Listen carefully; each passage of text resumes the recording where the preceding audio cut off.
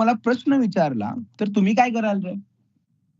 तर तुम्ही काय कराल? सिटीमधले सगळे खूप सारे रस्ते, तुमच्या thousands of roads and junctions आहेत सिटीमध्ये. ठीक आहे. प्रत्येक रोडवरून तुम्ही फिरून बघताय, प्रत्येक जंक्शनवरती जाऊन बघताय आणि डिसाईड करताय की ट्रॅफिक आहे का नाही का, असं होतं का रे? तर डेफिनेटली नाही. तुम्हाला जर विचारलं की सिटीमध्ये ट्रॅफिक सिच्युएशन कशी आहे, तर तुम्ही काय करता रे?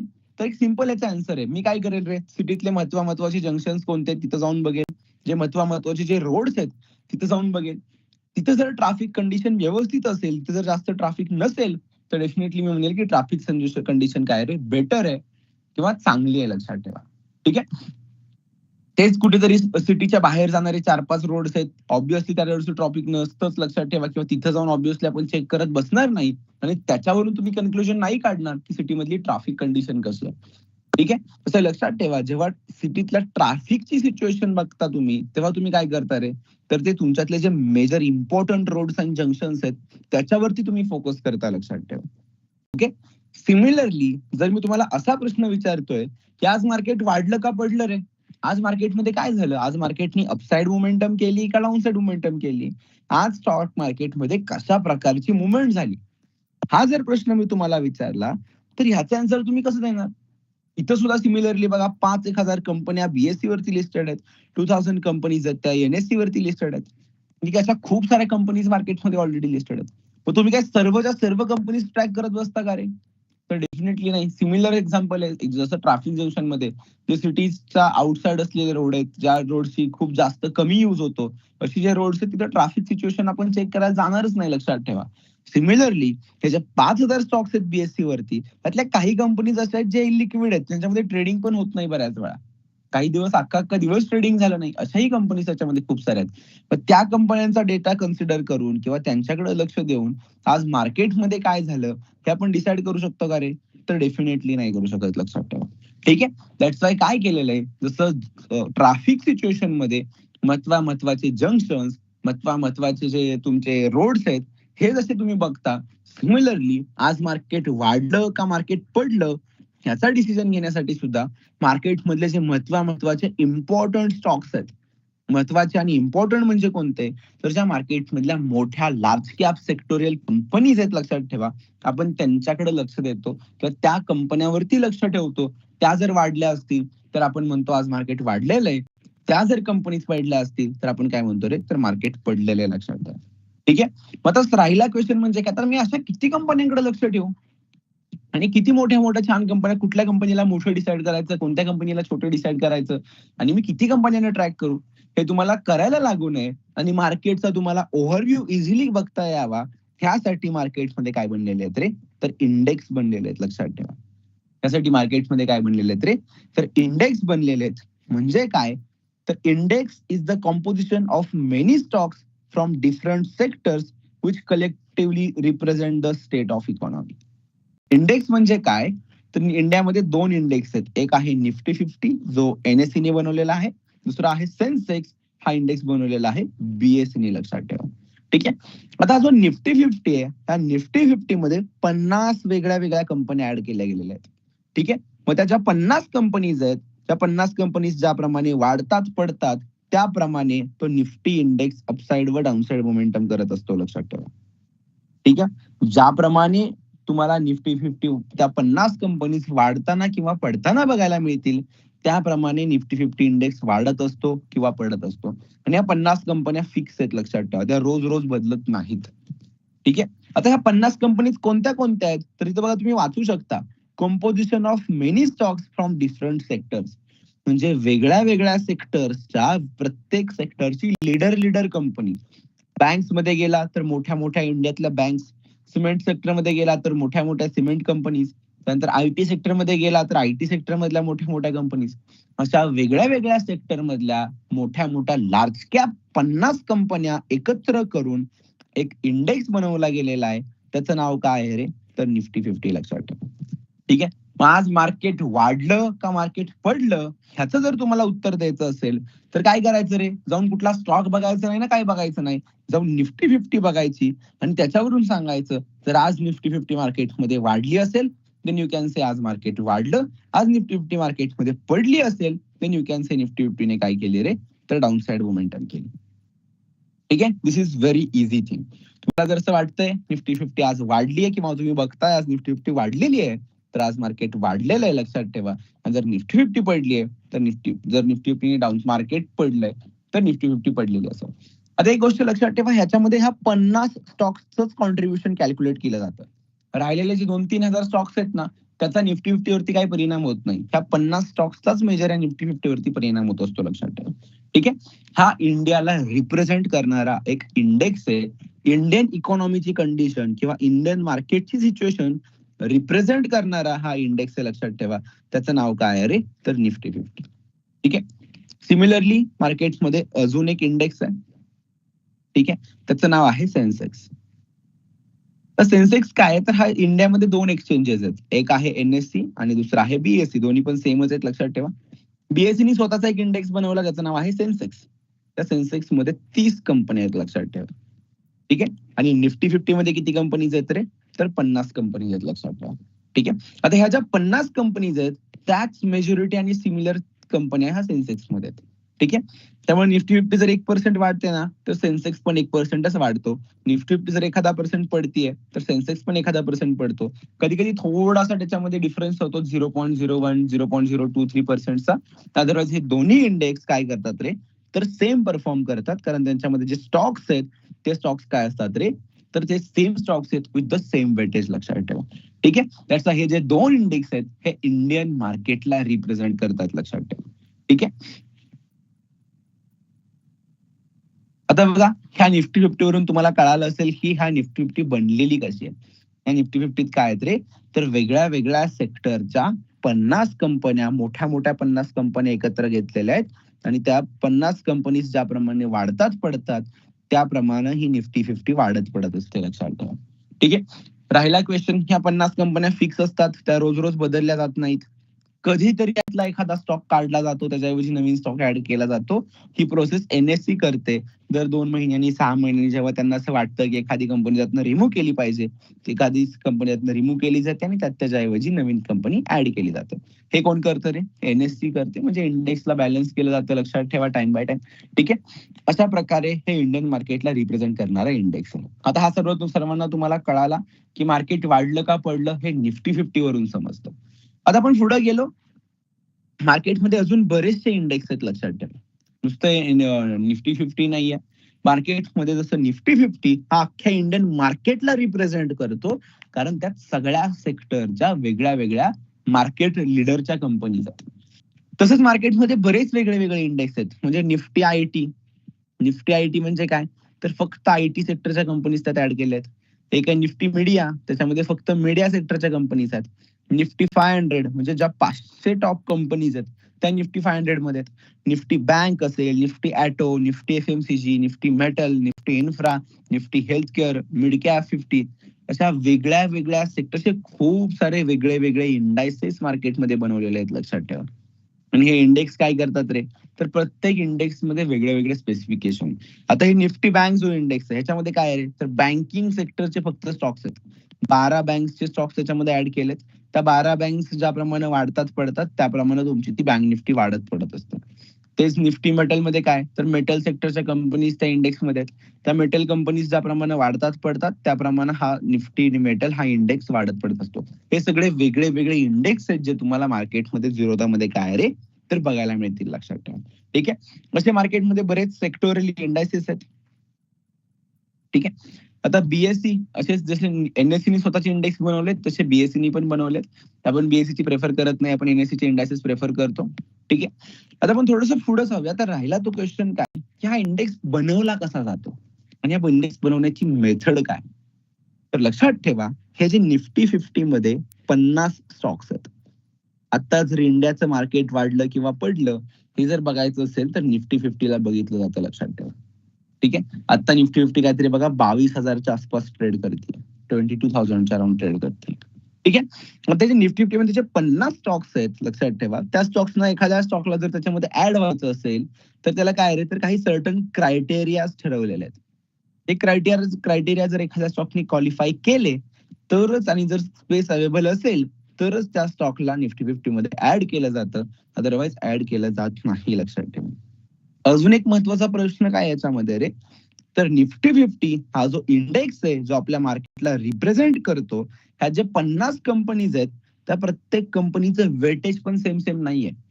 कारण त्यात कुठली कंपनी आहे, let's example there is one stock ज्याचं नाव आहे रिलायन्स आणि दुसरे एक कंपनीचं नाव आहे लेट्स एक्झाम्पल टाटा मोटर्स.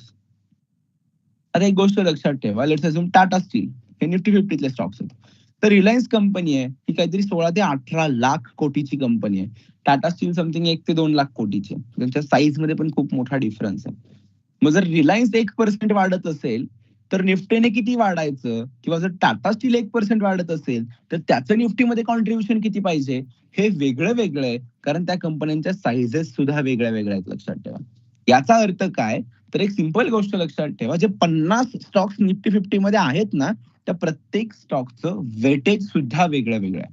प्रत्येक स्टॉकला एक वेटेज असाइन केलेलं आहे आणि ते डिपेंडिंग करतं एका कन्सेप्ट वरती. त्याला आपण म्हणतो free float market capitalisation method. प्रत्येक स्टॉकला एक मार्केटमध्ये वेटेज मिळतं. या निफ्टी 50 मधल्या 50 स्टॉक्स मध्ये प्रत्येक स्टॉकला एक सर्टन वेटेज असाइन केलं गेलेलं आहे.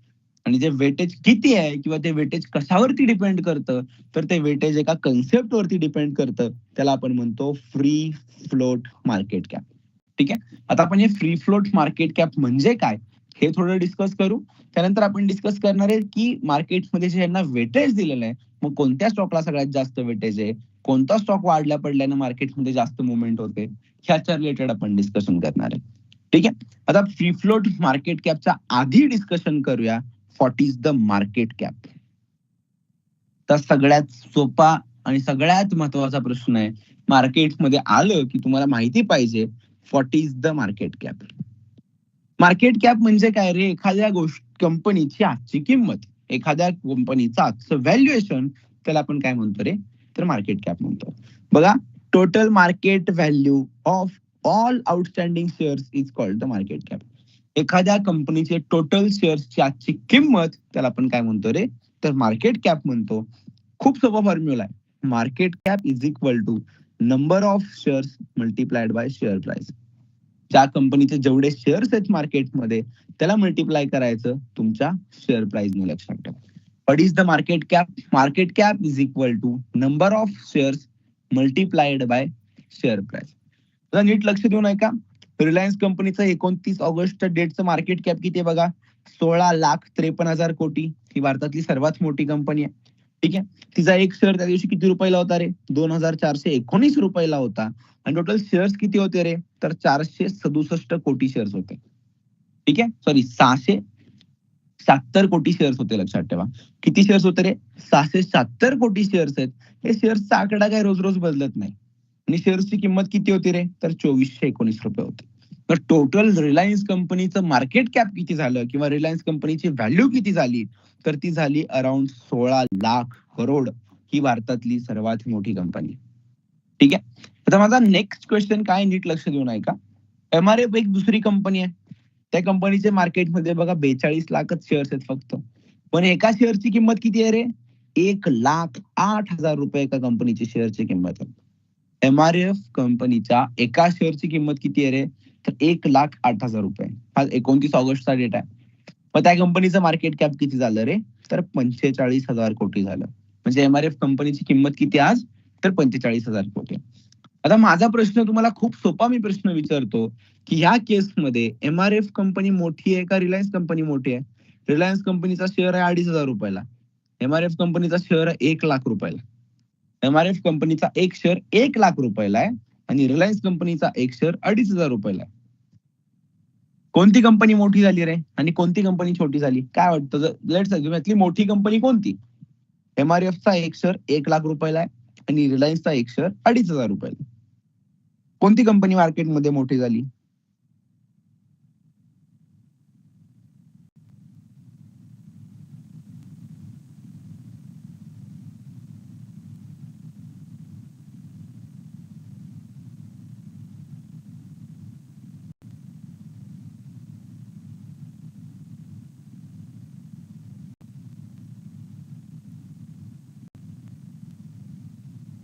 आता बघा, तुम्हाला एक खूप सिंपल गोष्ट सांगतो. मी आताच 5-10 वेळा प्रोनाऊन्स केलं की रिलायन्स ही भारतातली सर्वात मोठी कंपनी.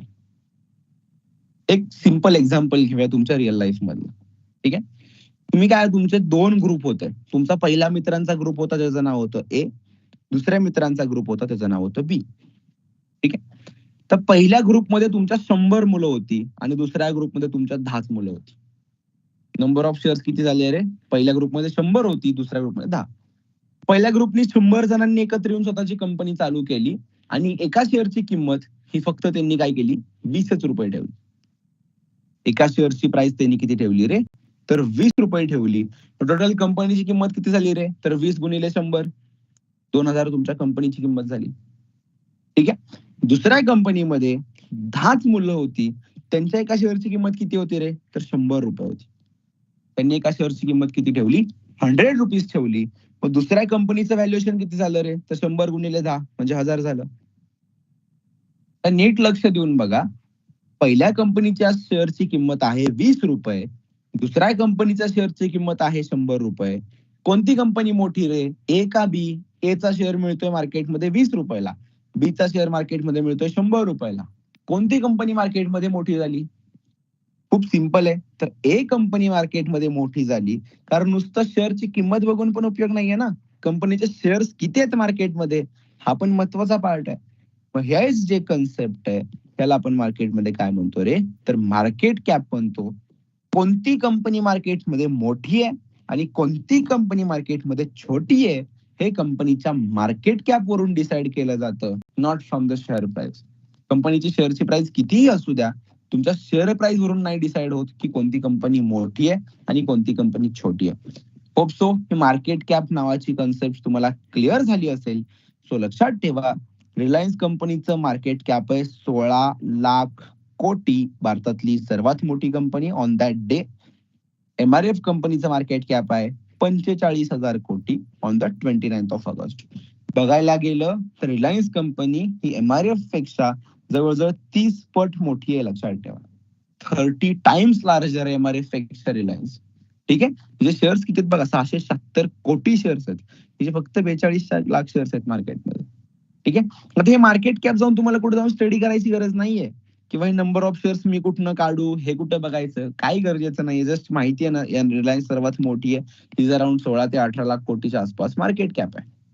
ठीक आहे. आता होप सो ही कन्सेप्ट तुमची क्लिअर झाली असेल. आता अजून एक नीट गोष्ट लक्षात ठेवा, जे कंपनीचे नंबर ऑफ शेअर्स आहेत हे बदलत नाहीत, ते तेवढेच राहतात. जर एखादी कधी कॉर्पोरेट ऍक्शन झाली म्हणजे काय, कंपनीने बोनस इश्यू केला, स्टॉक स्प्लिट केला गेला, ह्या केसमध्ये नंबर ऑफ शेअर्स वाढतात किंवा बायबॅक वगैरे अनाऊन्स केला तर नंबर ऑफ शेअर्स कमी होतात. त्या कॉर्पोरेट ऑप्शन आपण परवाच्या सेशन मध्ये शिकणार आहे. ठीक आहे. अदरवाईज हे असं काही नाही केलं कंपनीने तर नंबर ऑफ शेअर्स हे कायम सेमच असतात. ते काही रोज रोज बदलत नाहीत, लक्षात ठेवा. तर राहिला महत्वाचा प्रश्न म्हणजे काय, रिलायन्सचा शेअर आता आहे 2419 रुपयाला. हा जर शेअर उद्या वाढायला लागला, तो जर 2500 ला गेला तर कंपनीचं मार्केट कॅप पण वाढतं. सिमिलरली जर या शेअर्सची किंमत कमी झाली तर कंपनीचं मार्केट कॅप सुद्धा काय होतं रे, तर कमी होतं. लक्षात ठेवा, नंबर ऑफ शेअर्स बदलत नाहीत, ते कॉन्स्टंट असतात, ते कायम सेमच राहतील. जर कंपनीच्या शेअर्सची किंमत वाढत गेली तर डेफिनेटली कंपनीचं मार्केट कॅप वाढेल. जर कंपनीच्या शेअर्सची किंमत कमी कमी कमी कमी होत गेली तर डेफिनेटली कंपनीचं मार्केट कॅप काय होतं रे, तर कमी होतं, लक्षात ठेवा. कारण तुमच्या शेअर्सची किंमत वाढली, कंपनीची किंमत वाढणार. शेअरची किंमत पडली तर कंपनीची किंमत कमी होणार. This is called the market cap. आता तुम्हाला मार्केट कॅप म्हणजे काय असतं एवढं तुम्हाला समजलं असेल असं मी अज्युम करतो. ठीक आहे. लक्षात ठेवा, तुम्हाला कधीच कुठल्याच कंपनीचे मार्केटमध्ये किती शेअर्स आहेत हे कधीच बघावं लागत नाही, लक्षात ठेवा. कधीच गरजेचं नाही. जस्ट कन्सेप्ट शिकवण्यासाठी मी या गोष्टी तुम्हाला एक्सप्लेन केलेल्या. आता मी जे सांगत होतो की निफ्टी 50 मध्ये जे 50 स्टॉक्स आहेत, त्या 50 स्टॉक्सला प्रत्येक स्टॉकला वेगळं वेगळं वेटेज आहे. प्रत्येकाचं वेटेज सेम सेम नाहीये. म्हणजे प्रत्येक स्टॉकला जे वेगळं वेगळं वेटेज दिलेलं आहे ते एका कन्सेप्ट वरती दिलेलं आहे. त्याला आपण म्हणतो फ्री फ्लोट मार्केट कॅप. त्याचं नाव काय रे, तर free float market cap. What is this free float market cap? Free float market cap म्हणजे काय, the total market value of all floating shares in the market is called the free float market cap. Market मधले जे floating shares आहेत, एकच शब्द add झाला, total value of all floating shares. आता what is this floating shares म्हणजे काय? तर असे शेअर्स जे कंपनीचे जे मालक आहेत, कंपनीचे जे प्रमोटर आहेत, ते सोडून बाकी पब्लिक लोकांकडे अवेलेबल आहेत. अंबानीचे काहीतरी बघा 670 कोटी शेअर्स होते टोटल. शेअर्सची प्राइस होती ₹2400 आणि टोटल कितीतरी 16 लाख कोटीचं होतं मार्केट कॅप. हे झालं कंपनीचं मार्केट कॅप. तर what is free float market cap कंपनीचं कसं काढायचं? तर खूप सोपं आहे. Free float market captcha formula काय? तर शेअर प्राइस तर तीच राहणार आहे. त्याचे नंबर ऑफ शेअर्स आहेत इथे फक्त चेंज होतो आणि तो काय रे? तर नंबर ऑफ फ्लोटिंग शेअर्स. तर नंबर ऑफ फ्लोटिंग शेअर्स म्हणजे कसले रे? तर असे शेअर्स जे मार्केटमध्ये पब्लिकली अवेलेबल आहेत. म्हणजे कंपनीचे जे मालक आहेत, कंपनीचे जे प्रमोटर होल्डिंग असतं, ते सोडून बाकी लोकांकडे असलेल्या शेअर्सची किंमत, याचा अर्थ फ्लोटिंग शेअर्स. ठीक आहे. म्हणजे आता 670 कोटी टोटल शेअर्स आहेत. अंबानींकडे त्यातले 50% शेअर्स तर अंबानीकडे आहेत. 50-51% होल्डिंग अंबानींकडे आहे. राहिलेले 50% काय झाले रे? तर पब्लिक झाले. म्हणजे याचा हाफ करा, 335 कोटी शेअर्स काय आहेत रे? तर पब्लिक लोकांकडे आहेत. ठीक आहे. मग फ्लोटिंग शेअर्स किती झाले रे? तर 335 कोटी. मग या कंपनीचं फ्री फ्लोट मार्केट कॅप किती आलं रे? तर 8 लाख कोटी आलं कंपनीचं फ्री फ्लोट मार्केट कॅप. आता ह्या रिलायन्स कंपनीचं फ्री फ्लोट मार्केट कॅप किती झालं रे? तर 8 लाख कोटी आलं. आणि ज्या कंपनीचं फ्री फ्लोट मार्केट कॅप सर्वात जास्त असतं, त्या कंपनीला निफ्टी 50 मध्ये सर्वात जास्त वेटेज मिळतं, लक्षात ठेवा. ज्याप्रमाणे शेअर्सच्या किमती वाढतील, हे फ्री फ्लोट मार्केट कॅप पण वाढत असतं, पडत असतं, लक्षात ठेवा. फ्री फ्लोट मार्केट कॅप म्हणजे काय? तर असं मार्केट कॅप काढायचं की जे शेअर्स मार्केटमध्ये फ्लोटिंग आहेत, जे कंपनीच्या प्रमोटरकडं किंवा कंपनीच्या ऑनरकडे नाहीयेत, असे शेअर्सचं व्हॅल्यू काढायची. त्याला आपण काय म्हणतो रे? तर फ्लोटिंग शेअर्स म्हणतो, लक्षात ठेवा. ठीक आहे. अशा प्रकारे निफ्टी 50 मध्ये ज्या 50 कंपनीज आहेत, त्यांना मार्केटमध्ये काय केलं गेलेलं आहे रे? तर सर्टन वेटेज असाइन केलेलं आहे, लक्षात ठेवा. आता मी तुम्हाला दाखवतो की निफ्टी 50 मध्ये ज्या कंपनीज आहेत, त्यातल्या कोणत्या कोणत्या कंपन्यांचं वेटेज किती किती आहे. तर बघा, टिकर टेप नावाचं एक ऍप्लिकेशन आहे, वेबसाईट आहे, तुम्ही यूज करा तुम्हाला पाहिजे असेल ते. ठीक आहे. त्याच्यावरती गेल्यावरती डायरेक्टली जावा, तिथं निफ्टी 50 सर्च करा. निफ्टी 50 इंडेक्स हा तुम्ही ओपन करा. ठीक आहे. ह्याच्यामध्ये बघायचं, कॉन्स्टिट्युएंट्स मध्ये गेला तरी तुम्हाला सगळ्या प्रकारचे स्टॉक्स बघायला मिळतील. ठीक आहे. हे सगळे स्टॉक्स आहेत. आता ह्याच्यामध्ये जे 50 स्टॉक्स आहेत ना निफ्टी 50 मध्ये, त्याची ही लिस्ट आहे. 50 स्टॉक्सची तर तुम्हाला ती लिस्ट बघायला मिळेल की कोणते कोणते 50 स्टॉक्स निफ्टी 50 मध्ये आहेत. तर त्याच्यामध्ये मी बघा काय करतो, इंडेक्स वेटेजचा फिल्टर लावतो. बघा याच्यामध्ये सगळ्यात जास्त वेटेज, टोटल 100% वेटेज असणार आहे. आणि total free float market cap किती आहे बघा, तर 9,515 टोटल मार्केट कॅप आहे, 1000 कोटी. ठीक आहे. एवढं फ्री फ्लोट मार्केट कॅप आहे इंडियातल्या टॉप 50 कंपन्यांचं. त्यातलं सर्वात जास्त कोणाचं आहे? एचडीएफसी बँकेचं सगळ्यात जास्त आहे. किती आहे रे? तर 1080 कोटी एचडीएफसी बँकेचं आहे. म्हणजे एचडीएफसी बँकेचं मार्केटमधलं वेटेज किती आहे रे निफ्टी 50 मधलं? तर 11% आहे. हायेस्ट वेटेज मार्केटमध्ये कोणता स्टॉक कॅरी करतो आपल्या निफ्टी 50 मध्ये? तर एचडीएफसी. म्हणजे एक गोष्ट लक्षात ठेवा, जर एचडीएफसी बँक उद्या 2-4% वाढत असेल, 2-4% जर तो स्टॉक पडत असेल, तर मार्केटमध्ये निफ्टी 50 मध्ये पण खूप मोठं मुवमेंट होतं. कारण काय? तर निफ्टी 50तलं 10-11%चं वेटेज त्याचा एकट्याचा आहे. आज बघा एचडीएफसी बँक किती पडली आहे? तर 2.37% पडली आहे. म्हणजे 2-2.5% जवळ-जवळ एचडीएफसी बँक पडली आहे. त्याच्यामुळे काय झालं रे? तर बघा एचडीएफसी बँकनं एकटीने आज 0.27%चं डाउनसाइड कॉन्ट्रिब्युशन दिलंय निफ्टीमध्ये. आज निफ्टी 50 मधले जे 50 स्टॉक्स आहेत, आज निफ्टी 50 बघा जवळ-जवळ 1.5% पडली आहे. त्यात एचडीएफसी बँकेने एकटीने 0.27% तिला खाली नेलेलं. त्यानंतर दुसरा हायेस्ट वेटेज स्टॉक कोण आहे रे? तर रिलायन्स इंडस्ट्रीज. त्याचं 9-10%च्या अराउंड वेटेज आहे. त्यांनी बघा आज निफ्टीला 0.17% खाली नेलेलं आहे. There is one more stock Infosys, तो आज पॉझिटिव्ह बघा वाढलेला आहे 0.86%. त्याचं वेटेज आहे मार्केटमध्ये किती? 5% वेटेज आहे. तो वाढलाय. त्यांनी काय केलं आज? तर प्लस कॉन्ट्रीब्युट केलं 0.05. असं या सगळ्या स्टॉक्सचं प्लस मायनस करून आज निफ्टीमध्ये काय झालं रे? तर 1.5%चा फॉल आलेला आहे, लक्षात ठेवा. ठीक आहे. आता मार्केटमध्ये जे हेवी वेटेज स्टॉक्स आहेत, त्यांचा रोल खूप इम्पॉर्टंट असतो.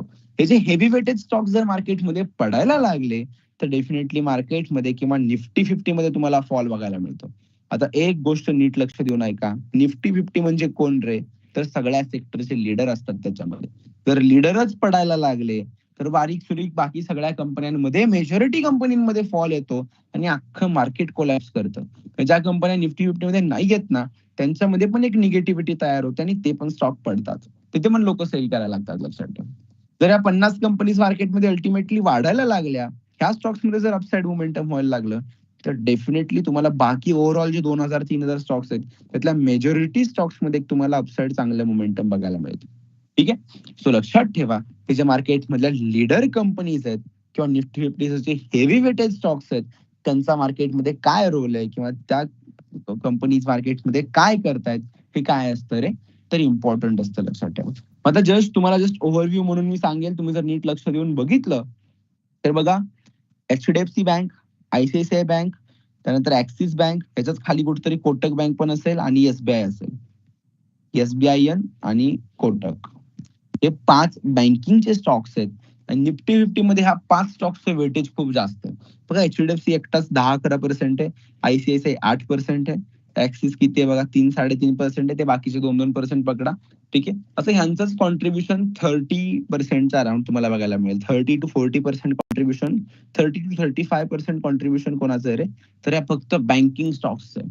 कारण इंडियातल्या बँक सगळ्या मोठ्या मोठ्या आहेत. सगळ्यात मोठी भारतातली सगळ्यात मोठी कंपनी रिलायन्स आहे, पण तिचं वेटेज कमी आहे निफ्टीमध्ये. त्याचं कारण काय, तर 50% मालकी कोणाकडे याची, तर अंबानीकडे. पण एचडीएफसी बँकमध्ये ऑनर्सकडे मालकी इथे तर खूप कमी आहे. रिलायन्स इंडस्ट्रीज हा 16 लाख कोटीची कंपनी आहे. एचडीएफसी काहीतरी 12 का 13 लाख कोटीची कंपनी आहे. पण या कंपनीचं फ्री फ्लोट मार्केट कॅप जास्त आहे, कारण एचडीएफसीचे प्रमोटर कोणी नाहीये. प्रमोटर ग्रुपकडे खूप कमी इक्विटी आहे. त्याच्यामुळे याचं फ्री फ्लोट मार्केट कॅप काय रे, तर जास्त आहे. लक्षात ठेवा. सिमिलरली असे 4-5 बँकिंगचे स्टॉक्स आपल्यासाठी खूप महत्वाचे आहेत, कारण ते निफ्टीमध्ये खूप जास्त कॉन्ट्रीब्युट करतात. त्याच्यानंतर एक येतो तो म्हणजे रिलायन्स, एकटा दुकटा 10% वेटेज आहे त्याचं रिलायन्सच्या मार्केटमध्ये. हा पण महत्वाचा स्टॉक आहे. तो पण आज बघा जवळजवळ 2% पडलेला आहे. याने पण आज खूप चांगलं निगेटिव्ह कॉन्ट्रीब्युशन केलेलं आहे. ते झालं की येतो आयटी सेक्टरचे कंपनीज इन्फोसिस आणि टीसीएस. यांचं मार्केटमध्ये बघा 5% वेटेज आहे. ठीक आहे. ते झाल्यावरती येतं आयटीसी आणि अजून एक नाव आहे हिंदुस्तान युनिलिव्हर. इथंच खाली 10व्या-11व्या नंबरवरती येतं. ह्या एफएमसीजी कंपनीज आहेत. लक्षात ठेवा. एफएमसीजी कंपनीज म्हणजे काय, तर fast moving consumer good companies. ठीक आहे. Fast moving consumer good companies. Hindustan Unilever हे बघू शकता तुम्ही. हे आयटीसी आणि हिंदुस्तान युनिलिव्हर ह्या एफएमसीजी कंपनीज, बिस्किट सगळ्या गोष्टी. ठीक आहे. त्यानंतर बघा इथं ऍक्सिस बँक मी तुम्हाला सांगितलं होतं, एसबीआय सांगितलं, कोटक बँक हे बँकिंगचे 5 स्टॉक आले. लार्सन अँड टर्बो एक मोठी कंपनी आहे, भारती एअरटेल एक मोठी कंपनी आहे. तर बघा हा स्टॉक 6% पडलेला आहे आज. त्यांनी जवळजवळ 0.24% कॉन्ट्रीब्युट केलेलं आहे. ते खूप जबरदस्त सेल ऑफ झाला इंडियन मार्केटमध्ये. ठीक आहे. आणि यातले हेवी वेटेज असलेले सेक्टर्स कोणते आहेत हे तुम्हाला याच्यामध्ये बघायला मिळतील. लक्षात ठेवा. म्हणजे कोणता स्टॉक मार्केटमध्ये किती कॉन्ट्रीब्युट करतो. ठीक आहे. त्यातल्या काही स्टॉक्सने आज थोडंसं पॉझिटिव्ह कॉन्ट्रीब्युशन केलंय, त्यांचे काही पॉझिटिव्ह पॉईंट्स आहेत. बाकी मेजॉरिटी स्टॉक्सनी निगेटिव्ह कॉन्ट्रीब्युट केलेले त्यांचे निगेटिव्ह पॉईंट्स आहेत. आणि अशा प्रकारे तुम्हाला ही निफ्टी फिफ्टी मध्ये झालेली अपसाइड डाऊनसाइड मोमेंटम ट्रॅक करता येतं. तर लक्षात ठेवा, एखादा असा कुठला तरी स्टॉक आहे, लेट्स एक्झाम्पल टाटा मोटर्स. तो स्टॉक उद्या 5% वाढला, 10% वाढला, 10% पडला, तर त्याचा काय निफ्टी फिफ्टीवरती खूप मोठा परिणाम होणार आहे का रे, तर 100% नाही होणार. का, त्याचं कॉन्ट्रीब्युशन आहे का निफ्टी फिफ्टी मध्ये एवढं जास्त, तर नाहीये. किंवा असे स्टॉक्स निफ्टी फिफ्टी मध्ये इन्क्लूड नाहीयेत, त्यांचं निफ्टी फिफ्टी कॉन्ट्रीब्युशन नाहीये, त्यांचा निफ्टी फिफ्टीवरती परिणाम होत नाही. हे जे 50 स्टॉक्स आहेत त्याच्यामधले पण जे हेवी वेटेज आहेत, इन्फोसिस, टीसीएस, आयटी मधले, बँक्स ज्या तुम्हाला मी 4-5 सांगितल्या त्या, त्यासोबत रिलायन्स, आयटीसी आणि हिंदुस्थान युनिलिव्हर हे इंडियन मार्केट मधले काही महत्वाचे स्टॉक्स आहेत. त्या स्टॉक्स मध्ये जे पण काही अपसाइड डाऊनसाइड मोमेंटम होतं त्याच्याप्रमाणे तुमची ही निफ्टी फिफ्टी वाढत पडत असते. आता निफ्टी फिफ्टी ही सगळ्यात महत्वाची, लक्षात ठेवा. त्याचं रिझन काय, जर मार्केटमध्ये निफ्टी फिफ्टी वाढायला लागली, जर मार्केटमध्ये निफ्टी फिफ्टी मध्ये अपसाइड मोमेंटम होत असेल तर डेफिनेटली मेजॉरिटी सेक्टर आणि स्टॉक मार्केटमध्ये वाढायला लागतात.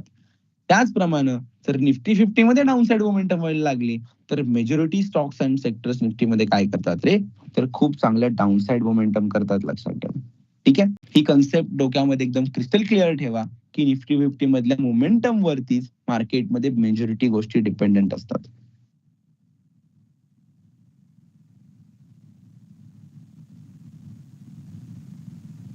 Just 1 minute.